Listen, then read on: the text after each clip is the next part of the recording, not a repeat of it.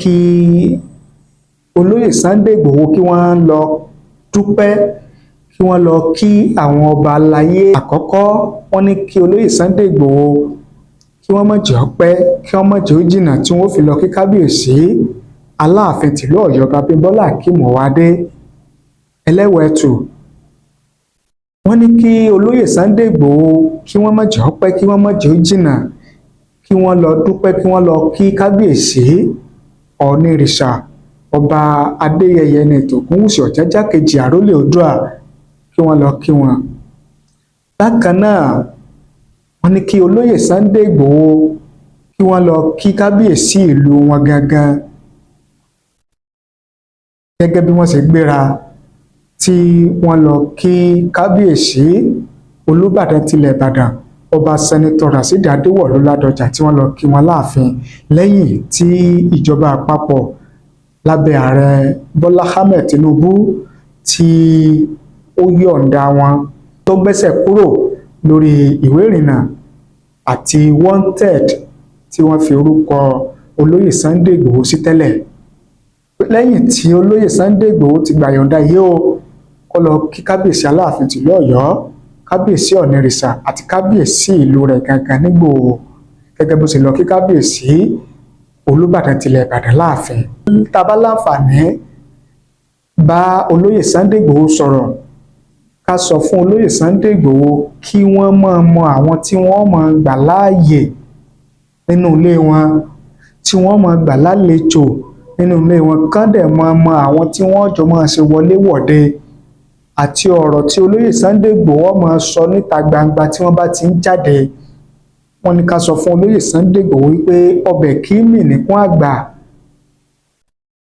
àgbàlagbà kì í sọ̀rọ̀ tán, àti pé asọ̀rọ̀sẹ́ kò kì í sọ̀rọ̀ dànù.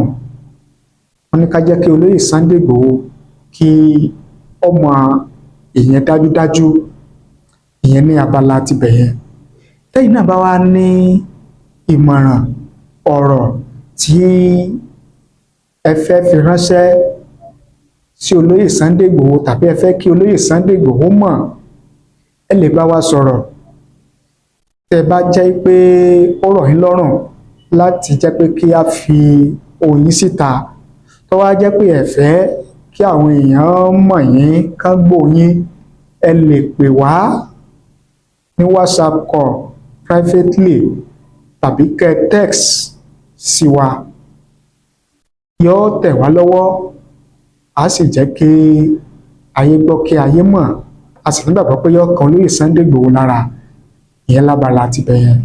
Lórí ọ̀rọ̀ pásítọ̀ Gabriel, Agbala Gabriel, tí ó di awuyewuye tó di rántọ́ tí oníkálukú ń sọ nípa rẹ̀, mo fẹ́ mú ọ̀rọ̀ tí màmá Ìbùkún Adébímpé, ọ̀rọ̀ tí wọ́n sọ, ọ̀rọ̀ tí wọ́n wí, ìmọ̀ràn tí wọ́n fún pásítọ̀ Agbala Gabriel lórí iṣẹ́ ìránṣẹ́ tí ó gbé dání tó ń ṣe. Kí ni màmá Ìbùkún Adébímpé sọ? Kí ni màmá Ìbùkún Adébímpé wí? Kí ni ìmọ̀ràn tí wọ́n gba pásítọ̀ Agbala Gabriel? Mo fẹ́ kẹ́ ẹ farabalẹ̀, kẹ́ ẹ jẹ́ ká jọ gbọ́, kẹ́ ẹ jẹ́ ká jọ wò ó bí mo ti fẹ́ mú wá fún yín. Torí pé àwọn ọ̀rọ̀ tó jáde lẹ́nu màmá Ìbùkún Adébímpé yìí, àwọn ọ̀rọ̀ ọlọ́gbọ́n, àwọn ọ̀rọ̀ onímọ̀, àwọn ọ̀rọ̀ olóye ni, àwọn ọ̀rọ̀ agbani tí mo sì mọ̀ wípé yóò wúlò, yóò sì ṣe pásítọ̀ Agbala Gabriel láǹfààní púpọ̀ tí wọ́n bá gbọ́, tí wọ́n bá rí, tí wọ́n bá gbọ́, tí wọ́n bá sì mú lò. Gbàtẹ́mi gan gbọ́ ọ̀rọ̀ màmá Ìbùkún Adébímpé yìí, mo gbọ́, mo tó tún gbọ́. Torí ọ̀pọ̀lọpọ̀ àwọn èèyàn ni wọ́n ti ń sọ̀rọ̀, ni wọ́n ti ń fi ìwòye wọn hàn lórí eléyìí tí ó ṣẹlẹ̀ nínú ìjọ pásítọ̀ Agbala Gabriel rèé, nípa arábìnrin tí wọ́n béèrè ìrànlọ́wọ́ fún lórí ìṣòro tí ó ń bá wọ̀yá àjà, lórí ìṣòro àìsàn tí ó ń bá fínra, tí wọ́n sì ní ó nílò ọ̀pọ̀lọpọ̀ owó, millions owó náírà tí pásítọ̀ Agbala Gabriel tó sì jáde tó béèrè ìrànlọ́wọ́ fún lọ́dọ̀ àwọn ọmọ orílẹ̀-èdè Nàìjíríà pé kí wọ́n dìde ìrànlọ́wọ́ fún arábìnrin yẹn. Àwọn ọmọ orílẹ̀-èdè Nàìjíríà dìde ìrànlọ́wọ́ lóòótọ́, wọ́n sì gba owó about 20 million naira ni wọ́n gbà fún arábìnrin yẹn.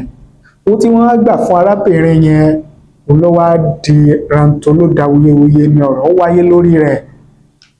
Tẹ́ bá sì gbàgbé, tẹ́ bá rántí pé pásítọ̀ Agbala Gabriel kò ṣẹ̀ṣẹ̀ máa ṣe irú iṣẹ́ báyìí, kò ṣẹ̀ṣẹ̀ máa ṣe ìrànlọ́wọ́ fún ọ̀pọ̀lọpọ̀ àwọn èèyàn, àwọn tó lóko, àwọn tí ò lóko, àwọn táyé mọ̀ àtàwọn táyé ò mọ̀, lábẹ́nú àti níta gbangba, èyí tá a gbọ́ àtèyí tá a gbọ́, èyí tá a rí àtèyí tá a rí. Ṣùgbọ́n bí eléyìí ṣe wá di rántó tó di awuyewuye tó di tí àwọn èèyàn ń sọ nípa rẹ̀ náà ni ó ń kọ àwa lóminú. Tí nǹkan bá wá rí báyìí, ó ti wáyé àti mi bí ẹnìkan mi ò tí ì mọ òdodo ọ̀rọ̀ lórí ìṣẹ̀lẹ̀ yẹn, torí pé mi ò tí ì gbọ́ ọ̀rọ̀ direct látẹnu pásítọ̀ Agbala Gabriel lórí ìṣẹ̀lẹ̀ yẹn. Mi ò tí ì gbọ́, bóyá ó ti ṣe kò tí mi ò tí ì rí ni, I don't know, but mi ò tí ì gbọ́, mi ò tí ì rí ọ̀rọ̀ tí pásítọ̀ Agbala Gabriel tí wọ́n sọ fúnra wọn gan lórí ìṣẹ̀lẹ̀ yẹn. Ṣùgbọ́n tá à ń gbọ́ òní pé 20 million naira yẹn ni ó di wàhálà, ló di awuyewuye. Àwọn kan ní 20 million naira yẹn ó ní pásítọ̀ Agbala Gabriel ó ní ó kó sílẹ̀ láti fi ṣe ìtọ́jú arábìnrin yẹn. Àwọn kan ní ó dà sínú àpò ara rẹ̀ ni, àwọn kan ní ó ná síbòmíì ni, àwọn kan ní ó fi ṣe àtúnṣe inú ilé ìjọsìn, oríṣiríṣi ni àwọn èèyàn ń sọ. Kódà àwọn kan sọ wípé ó ń bá arábìnrin yẹn sùn. Àwọn ò rí, ohun tá à ń gbọ́ là ń sọ. Ẹ sì ti mọ̀ lórí ìkànnì yìí pé tá a bá gbọ́ òun ni a máa ń mú wá fún yín láti jẹ́ pé kí ẹ̀yin aráàlú tẹ́ ń gbọ́ wa káàkiri àgbáláyé kẹ́ lè mọ̀ tínú àti tó ń ṣẹlẹ̀, kẹ́ sì lè jẹ́ ká mọ èrò àti òye ti yín lórí rẹ̀. Tá à ń gbọ́ nìyẹn, tá à ń gbọ́ nìyẹn. Tí mo bá ti wá gbọ́ ọ̀rọ̀ tí mo bá ti rí ọ̀rọ̀ tí pásítọ̀ Agbala Gabriel, ọ̀rọ̀ táwọn gan sọ direct fúnra lára wọn, tí mo bá ti gbọ́, tí mo bá ti rí, màá mú wá fún yín lórí ìkànnì yìí, tájọ gbọ́, tájọ rí, tájọ wò ó. Ṣùgbọ́n ẹ jẹ́ kí n mú eléyìí tí mo rí, tí mo gbọ́ yìí látẹnu màmá Ìbùkún Adébímpé, tí wọ́n sọ ìmọ̀ràn tí wọ́n fún pásítọ̀ Agbala Gabriel lórí ìṣẹ̀lẹ̀ eléyìí tó ṣẹlẹ̀ tó ń lọ lọ́wọ́. Mo fẹ́ kẹ́ ẹ gbọ́ láti bẹ̀rẹ̀ títí dé parí. Tá a bá wá gbọ́ tán, kẹ́ ẹ wá jẹ́ kí n mọ èrò àti òye ti yín lórí rẹ̀. Bóyá yìí dẹ̀ gbọ́ nǹkan míì tó yàtọ̀ sí èyí tí mò ń sọ yìí, ẹ jẹ́ ká mọ̀ láàyè comment nísàlẹ̀ fídíò yìí. Kódà ẹ lè pè mí 1-on-1 070 63 29 70 79 070 63 29 70 79 ní ẹ̀rọ ìbánisọ̀rọ̀ tó já sọ́dọ̀ mi. Bó ṣe WhatsApp, ó dẹ̀ ṣe direct, bó ṣe WhatsApp call tàbí direct call, ó dẹ̀ ṣe voice note lẹ́yìn fẹ́ fi ránṣẹ́, lẹ́fẹ́ fi tàn mọ́lẹ̀ lórí ìṣẹ̀lẹ̀ yẹn, tàbí message ẹ fi ṣọwọ́ sí wa, ẹ bá wa sọ̀rọ̀, ẹ pè wá, á gbé àjọ sọ̀rọ̀ papọ̀. Ìyẹn ní abala tibẹ̀ yẹn. Ẹ ṣe bẹ́ẹ̀ ṣe ń wò wá, ẹ ṣe bẹ́ẹ̀ ṣe ń gbọ́ wa. Ojú tẹ́ fi ń wò wá kò ní fọ́, etí tẹ́ fi ń gbọ́ wa kò ní di láṣẹ Èdùmàrè. Ẹ jẹ́ kí n mú ọ̀rọ̀ tí màmá pásítọ̀ Agbala Gabriel, ẹ jẹ́ kí n mú wá, ọ̀rọ̀ tí wọ́n wí, ọ̀rọ̀ tí wọ́n sọ, ìmọ̀ràn jẹ́ àjọgbọ́. Dẹ́mọ́lá Musa Agbala Gabriel, o lè sọ pé o wọ fúnra ẹ̀, o mọ̀ pé àwọn areas kan wà tó ti ṣe àṣìṣe. Kò sẹ́ni tó kọjá àṣìṣe láyé. This video is just to advise you. You might take it, you might leave it. But máa sọ tèmi. Àwọn ibì kan wà tó ti kùnà, tí wọn náà bá jókòó wà á mọ̀. Now, advice mi lélẹ̀. Running a charity or an NGO is not a child's play. Àfàwọn tí UNICEF, àwọn big world organization tó bá ń pump owó síbẹ̀, àbáwọn ẹ̀dá tí wọ́n láwọn èèyàn ní alátìlẹyìn tí wọ́n ń sanwó. Even gan pẹ̀lú gbogbo BHO UNICEF tá à ń sọ yìí, you have to be transparent with it. O máa wà accountable for every penny spent on people. Kí n tó máa bá ọ̀rọ̀ mi bọ̀, Agbala Gabriel, don't be carried away pẹ̀lú gbàǹ tó wá ń praise. Tó o bá jókòó, tó o bá jọ ọ̀tún, tó o jọ òsì, kó sínú àjò jọjọjọjọ yọ ti èlé tó jẹ́ òótọ́ ọ̀rọ̀ yọ jáde kó o fi wà wò, kó o fi wò wípé bolo kùnà sí. Gbogbo àwọn tó ń ṣe ráìdàn irọ́ ló bá dé o. They know the truth, they will never tell you. Látòrí ọ̀rọ̀ Muyideen, they will never tell you. I can authoritatively tell you that I know three people who stopped donating to your charity because of the way you treated Muyideen's case. Nígbà yẹn, lọ́ndà comment section video ìsàmàrà àwọn ní wọ́n ká ẹni ni wọ́n ká ẹni ọlọ́run tẹ́rọ̀gì èló nìwọ dárí. Bẹ́ẹ̀ ni, èló nìwọ dárí níwọ̀ tí ẹ̀ ń fò kiri tẹ́ ń ṣe don't mind them. Ṣé ẹ rí àwọn tó bá nífẹ̀ẹ́ gangan ó máa mọ̀ wọ́n. Ó máa mọ̀ wọ́n. Bó ṣe náà nìyẹn. Àwọn èdè ó lè nà àwọn èèyàn ń jẹ gbáńlé kéwú. Ẹ jẹ́ ká fìyẹn sẹ́gbẹ́ kan. Now, this issue of people coming to your church, àwọn tára wọn ò yá. Bó ṣe yẹ kó máa go about ẹ̀ lélẹ̀. Ṣorí the idea of ẹnìkan wọ́n dáwọ́ fún ẹni tó wà bedridden tí ò lè rìn. Mo gbọ́ nínú fídíò kan tó ní wọ́n ń gbé tọ̀, wọ́n ń gbé ṣe gáà ni. Ó mì wípé ẹni ẹ wà incapacitated, kò lè ṣe anything. She is helpless. Wọ́n wá dá owó fún ẹni ẹ kó lọ ṣe operation. Kò yẹ kí $5 jábọ́ ń bẹ̀. This defense of àwọn tó ṣáà ń gbé yín kiri inú ibẹ̀ ló yẹ kó ti mówó. If you are not capable of running a charity organization, face the church business. Àwọn advice tẹ́mi máa fún ẹni. Gbogbo àwọn tó wà nínú church yẹn tára wọn ò yá. Your church is not a hospital, kò kí ń ṣe LUT, kò ń ṣe UCH Ìbàdàn, kò ń ṣe hospital tó ti fẹ́ gba ìwòsàn.